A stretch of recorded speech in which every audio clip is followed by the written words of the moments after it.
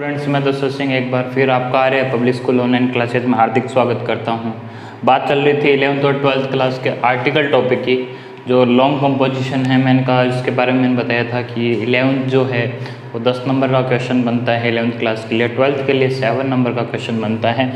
Article के बारे में मैंने ये कहा था कि एक तो आपकी हेडिंग बहुत ही अच्छी होनी चाहिए, और हेडिंग के बाद जो इंट्रोडक्शन देते हैं वो इंट्रोडक्शन इतना स्टार्टलिंग होना चाहिए, इतना अच्छा होना चाहिए कि सामने वाला अचंभित हो जाए कि आपका इंट्रोडक्शन बहुत अच्छा है। या तो आप कोटेशन दीजिए या फिर क्वेश्चन लगाइए, उसके ऊपर कुछ एक्स्ट्रा यूनिक चीज़ कीजिए, ताकि आपके जो इंट्रोडक्शन है वो बहुत मायने रखता है, क्योंकि स्टार्टिंग इंट्रोडक्शन से ही होती है। इंट्रोडक्शन अगर अच्छा लगेगा तो सामने वाला जो एग्जामिनर है, जो आपकी कॉपी चेक करेगा, उसको अच्छा लगेगा, तभी वो आगे बढ़ेगा अच्छे से। ठीक है, तो फिर उसके बाद मैंने कहा एक्सपोजिशन है, उसके बारे में भी आप या तो फैक्ट्स लिखिए या स्टैटिक्स जो भी है, या फिर डेटा आपके पास में है, आप कॉन्ट्रास्ट कर सकते हो, कंपैरिजन कर सकते हो, कॉज कर सकते हो, या इफेक्ट क्या हो सकते हैं वो लिख सकते हो, और कंक्लूजन जो था मैंने कहा अपील कर सकते हो, होप कर सकते हो। तो ये चीज़ें वार्निंग दे सकते हो, ये सब चीज़ें ध्यान में रख के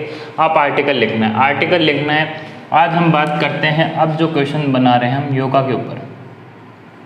सपोज कीजिए आपको क्वेश्चन दे दिया योगा के ऊपर, आर्टिकल लिखिए। तो आर्टिकल जो योगा पे दे दिया, तो योगा एक बहुत ही अच्छी जो आर्ट है, मेथड है, बहुत ही अच्छा मेथड है, जिसको आप मेंटली और फिजिकली बहुत अच्छे से फिट रखते हो। ये एक आर्ट है, बहुत अच्छा आर्ट है। और इसमें योगा भी अलग अलग तरीके के, कोई कहता है 11 टाइप्स है, कोई कहता है 4 टाइप्स है, कोई 7 टाइप्स। इसके ऊपर बात नहीं करेंगे, बस बात ये करते हैं कि योगा जो है वो कहाँ स्टार्ट हुआ, किसने किया, कब हुआ, कैसे हुआ, ये सारी चीज़ें योगा के बारे में बात करते हैं। तो उससे पहले हम जो अगर हेडिंग डालते हैं, तो मैंने कहा हेडिंग बहुत अच्छी होनी चाहिए, ज़्यादा बड़ी नहीं होनी चाहिए, छोटी होनी चाहिए, लेकिन बहुत अच्छी हेडिंग होनी चाहिए। मैंने डाल दिया इम्पोर्टेंस ऑफ योगा। योगा के इम्पोर्टेंस क्या हैं, ये हमने हेडिंग डाल दी। अब बात करते हैं, देखिए योगा जो है वो क्या है क्या है। अब आप क्या है, स्टार्ट जो इंट्रोडक्शन मैंने कहा था ना, क्वेश्चन से भी कर सकते हो। तो आप ये लिख के शुरू कर सकते हो, व्हाट इज योगा। आपकी स्टार्टिंग अगर इससे करती है तो बहुत अच्छी चीज़ है। आपने लिखा व्हाट इज योगा, फिर उसके बाद आप उसको बताइए कि yoga is an ancient art. Ancient का मतलब होता है प्राचीन, बहुत पुरानी। नवीन जो होती है, नई होती है, उसको मॉडर्न कहते हैं, और पुराने जो आर्ट होते हैं उसको क्या कहते हैं, एंशिएंट कहते हैं। ANCIENT आर्ट, या मेथड लिख सकते हो, आर्ट लिखो, एक ही बात है। ठीक है, ancient art to connect nature to balance body, mind and the soul. मतलब योगा एक इतनी अच्छी आर्ट है कि आप नेचर से कनेक्ट होके आपकी जो बॉडी, माइंड और सोल है उसको पूरा बैलेंस करते हो, ये योगा है। ठीक है, यहाँ पे बात खत्म हुई। अब उसके बाद में आप अब ये कह सकते हो कि व्हेन इट ओरिजिनेटेड, कब इसको शुरुआत किया गया, when it started.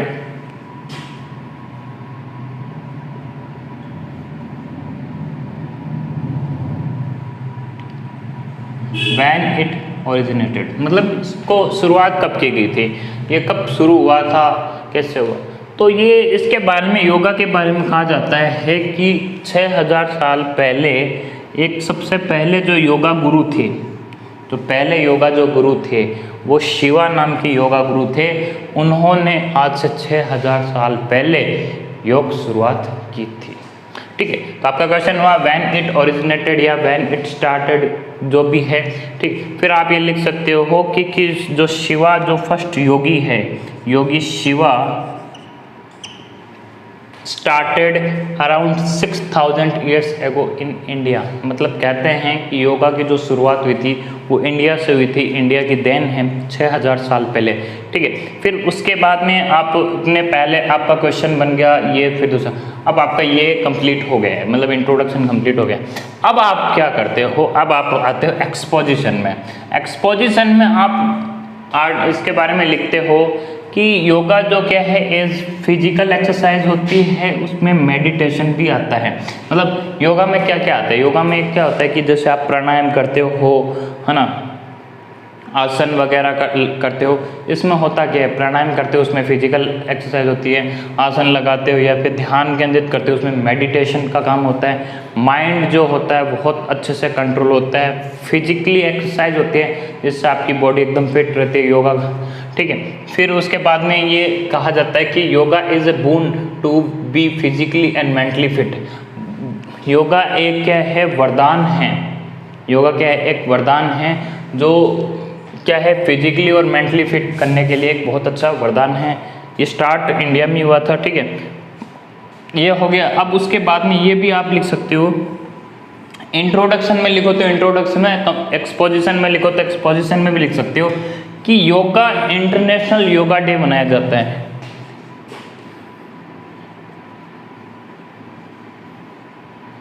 International yoga जो डे है वो कब होता है, 21 जून को होता है, ठीक है।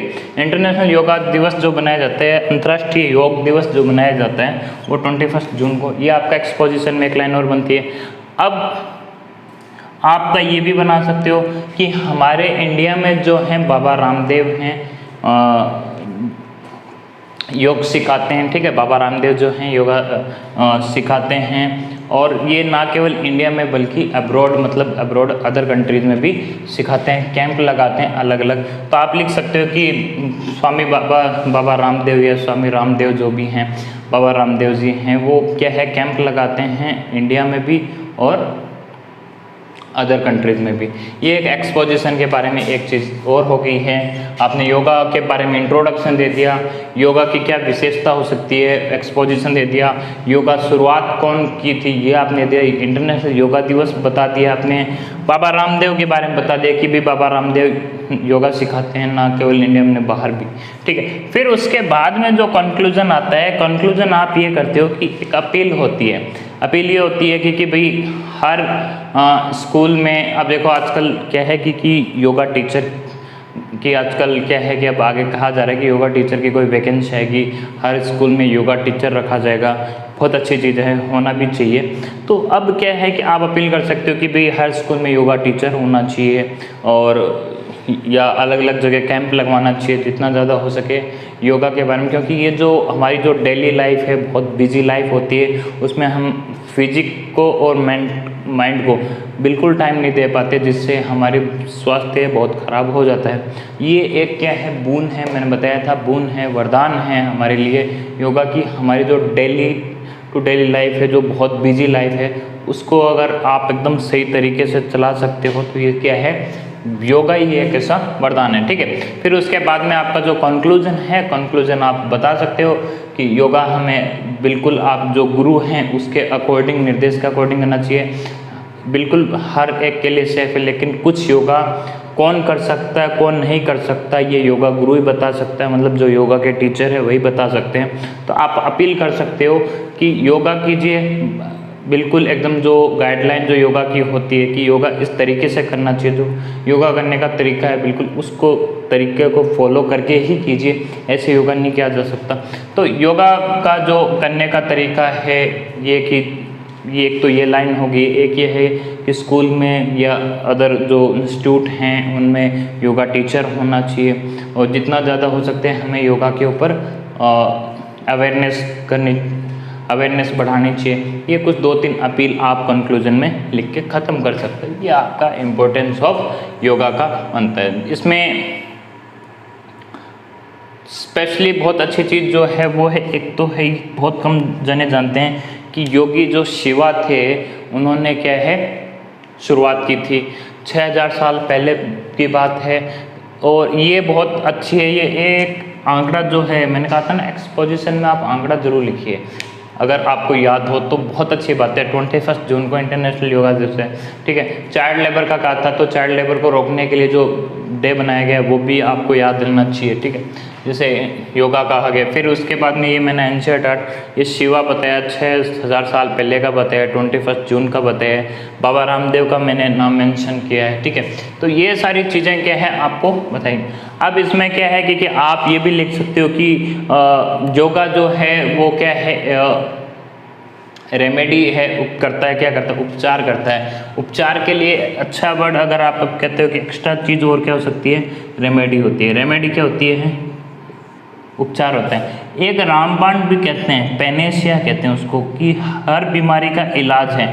Yoga is a Panacea of yoga is a Panacea. आप अगर ये लिख देते हो योगा इज ए पेनेशिया, मतलब योगा क्या है, रामबाण है, हर बीमारी का इलाज है।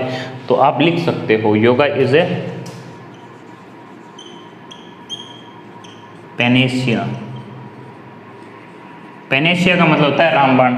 आप ये भी लिख सकते हो कि जो योगा है वो उपचार करता है, रेमेडी करता है, क्या, बहुत सारी बीमारियों का, ये भी कर सकते हो। ठीक है, तो ये सारी चीज़ें योगा के बारे में हमने लिख चुके हैं। अब जो बात है, इससे पहले मैंने कहा था कि जो क्वेश्चन दिया था वो करवाया था, उसमें मैंने कहा था कि फिर लास्ट में 4 क्वेश्चन दिए थे।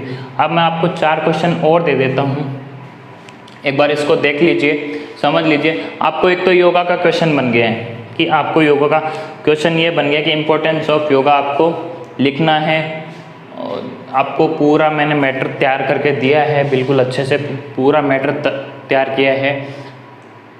शायद ही कोई बात रह गई हो। आप इस मैटर को अगर आप लिखना शुरू करोगे तो 100 और 100 से बहुत जा सकता है, कोई बड़ी बात नहीं है, बहुत मैटर दे दिया है मैंने आपको। ठीक है,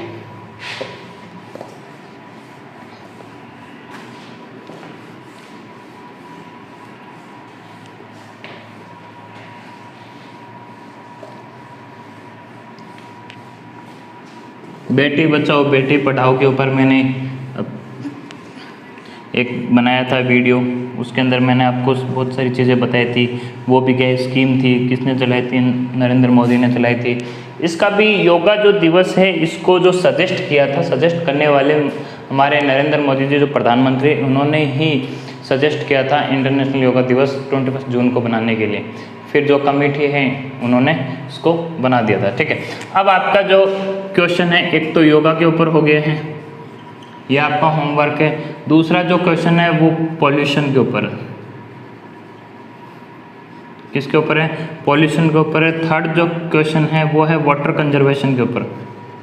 ये क्वेश्चन आया था लास्ट ईयर, एक क्वेश्चन आया था 2000 मतलब इसी साल 2020 में जो 12th का आया था, उसमें स्पीच में क्वेश्चन आया था कि प्रिंसिपल है वो आपको कहते हैं कि right a speech on water conservation. Water conservation संरक्षण होता है, पानी का संरक्षण कैसे किया जा सकता है, पानी बचाओ, पानी को जैसे बरसात आती है, हम कहते हैं कि पानी ऐसी नालियों में बह जाते हैं या ऊपर घर से बह जाता है। ठीक है, तो उसको क्या स्टोर करना होता है, तो वो कैसे किया जाए, उसकी क्या कैसा करना चाहिए।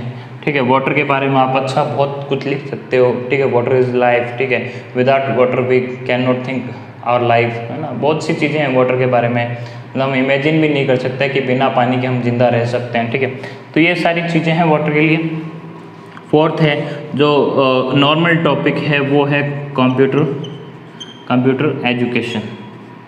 ठीक है, कंप्यूटर एजुकेशन है, ये बेसिक टॉपिक है। ये 4 टॉपिक आपके, एक 5वां टॉपिक और लिख देता हूँ मैं आपके लिए। 5वां टॉपिक जो है लाइफ ऑफ विलेज। क्या है, लाइफ ऑफ विलेज, विलेज की लाइफ है। ये भी बहुत नॉर्मल टॉपिक है। ये 5 टॉपिक है, आपको इनके ऊपर आपको होमवर्क करना है। सुबह भी मैंने आपको क्वेश्चन दिए थे, अभी भी क्वेश्चन दे रहा हूँ, बिल्कुल इनके ऊपर कीजिए। मैंने मोबाइल नंबर सुबह दे दिए थे, उसके क्वेश्चन जो बनाए वो आप बिल्कुल मेरे को व्हाट्सअप कीजिए, चेक करवाइए। हर एक जो व्यू करता है, जो देखता है, बिल्कुल अच्छे से देखिए। आर्टिकल जो है बहुत ही अच्छी चीज़ है, इसमें मार्क्स पूरे मिलते हैं।